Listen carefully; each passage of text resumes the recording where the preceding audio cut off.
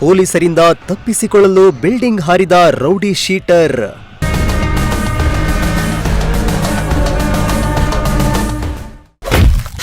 ಸೊಂಟ ಮುರಿದುಕೊಂಡು ಆಸ್ಪತ್ರೆ ಸೇರಿದ ಸ್ಪಾಟ್ ನಾಗ.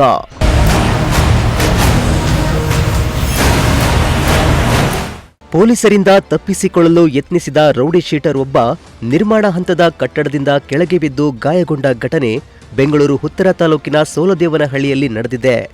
ಗಾಯಗೊಂಡಿರುವ ಆರೋಪಿಯನ್ನ ನಗರದ ಕುಖ್ಯಾತ ರೌಡಿ ನಾಗರಾಜ್ ಅಲಿಯಾಸ್ ಸ್ಪಾಟ್ ನಾಗ ಎಂದು ಗುರುತಿಸಲಾಗಿದೆ.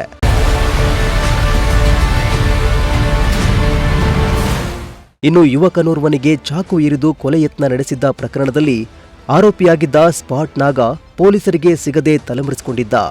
ಈ ನಡುವೆ ಸೋಲದೇವನಹಳ್ಳಿ ವ್ಯಾಪ್ತಿಯಲ್ಲಿ ಈತ ರಹಸ್ಯವಾಗಿ ಹೊಸದೊಂದು ಮನೆ ಕಟ್ಟಿಸುತ್ತಿದ್ದ. ಈ ಬಗ್ಗೆ ಪಕ್ಕಾ ಮಾಹಿತಿ ಪಡೆದ ಪೊಲೀಸರು ಆರೋಪಿಯನ್ನ ಬಂಧಿಸಲು ತೆರಳಿದ್ರು. ಇನ್ನು ಪೊಲೀಸರು ಬಂದಿರುವ ವಿಚಾರ ತಿಳಿಯುತ್ತಿದ್ದಂತೆ ಅಲರ್ಟ್ ಆದ ನಾಗ ಬಂಧಿಸಲು ಬಂದ ಪೊಲೀಸರ ಮೇಲೆಯೇ ದಾಳಿ ಮಾಡಲು ಯತ್ನಿಸಿದ್ದಾನೆ.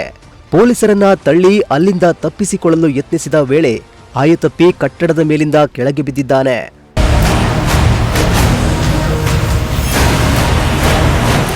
ಇನ್ನು ಬಿಲ್ಡಿಂಗ್ನಿಂದ ಹಾರಿದ ಪರಿಣಾಮ ಆರೋಪಿಗೆ ತೀವ್ರ ಪೆಟ್ಟು ಬಿದ್ದಿದ್ದು ಆತನ ಸೊಂಟದ ಮೂಳೆ ಮುರಿದಿದೆ ಎನ್ನಲಾಗಿದೆ.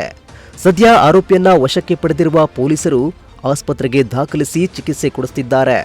ಇನ್ನು ಕರ್ತವ್ಯ ನಿರತ ಪೊಲೀಸರಿಗೆ ಅಡ್ಡಿಪಡಿಸಿದ ಹಾಗೂ ಜೀವ ಬೆದರಿಕೆ ಹಾಕಿ ಹಲ್ಲೆಗೆ ಯತ್ನಿಸಿದ ಆರೋಪದಡಿ ಸೋಲದೇವನಹಳ್ಳಿ ಪೊಲೀಸ್ ಠಾಣೆಯಲ್ಲಿ ಮತ್ತೊಂದು ಪ್ರಕರಣ ದಾಖಲಾಗಿದ್ದು ತನಿಖೆ ಮುಂದುವರೆದಿದೆ. Bureau report, Prajashakti TV, Bengaluru.